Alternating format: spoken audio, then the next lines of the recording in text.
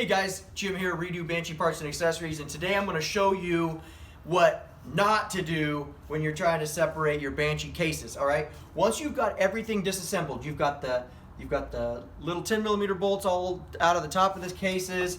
You've got the 12mm ones off the bottom of the cases here. All right, and you've got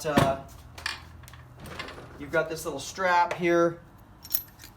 This guy that holds the cases together. Once you've got that all done, your cases and everything's all disassembled off of here, your stator's off, your flywheel's off, your cases are ready to come apart, okay?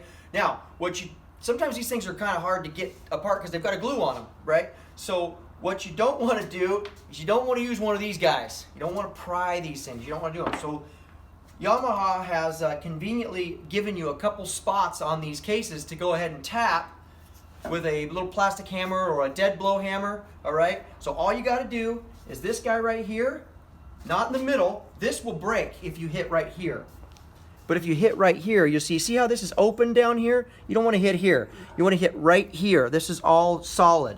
So you take this guy right here, just give this a couple taps, and you'll start to see it'll separate. See it start to separate a little bit here? Once that starts to separate, then you go to the back, and do you see this little ledge right here? This guy right here. This is your tap spot. It'll separate in the front, and then you're just going to give it a couple little taps in the back, and then you're just going to take here and just work it apart.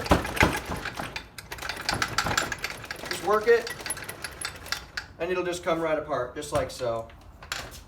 And then once you get them apart, you just clean them up. All right, guys, do not use a screwdriver. Tap on those spots, and you're good to go. See you next time.